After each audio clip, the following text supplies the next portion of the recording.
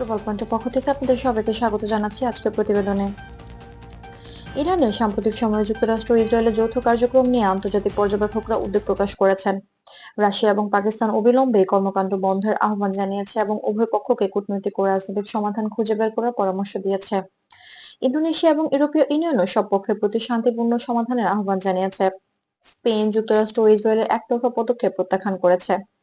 এদিকে ফ্রান্স এবং ওমান বিপজ্জনক পরিস্থিতি মোকাবেলার জন্য নিরাপত্তা পরিষদের বৈঠক ডেকেছে। বিশেষজ্ঞরা বলছেন এই ধরনের পরিস্থিতি আঞ্চলিক স্থিতিশীলতা এবং আন্তর্জাতিক সম্পর্কের উপর প্রভাব ফেলতে পারে। রাশিয়া মনে করিয়ে দিয়েছে যে উভয় পক্ষের মধ্যে যে কোনো প্রক্রিয়াশীল কার্যক্রম অস্থিতিশীল মাত্রা বাড়াতে পারে এবং আন্তর্জাতিক সম্প্রদায়ের সঙ্গে সম্পর্ককে জটিল করতে পারে। পাকিস্তানও কূটনৈতিক মাধ্যমে ইরানের সঙ্গে যোগাযোগ বাড়াচ্ছে, যাতে উভয় পক্ষের মধ্যে সংলাপ এবং তথ্য যাচাই নিশ্চিত করা যায়।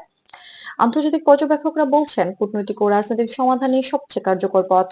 জাতিসংঘের অন্যান্য আন্তর্জাতিক সংস্থা এবং ঘটনার প্রেক্ষিতে নজর রাখছে এবং উভয় পক্ষকে সতর্ক করছে যে শুধুমাত্র ভেরিফাইড তথ্যের ভিত্তিতে পরিস্থিতি মূল্যায়ন করা উচিত।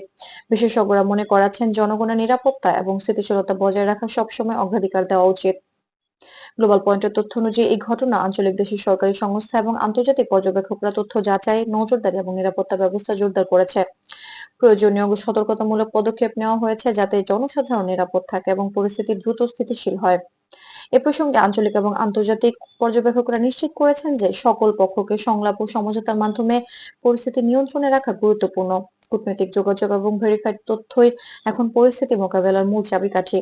গ্লোবাল পয়েন্ট মনে করিয়ে দিচ্ছে সকলের জন্য নিরাপদ থাকা এবং সরকারের নির্দেশনা মেনে চলা অত্যন্ত গুরুত্বপূর্ণ।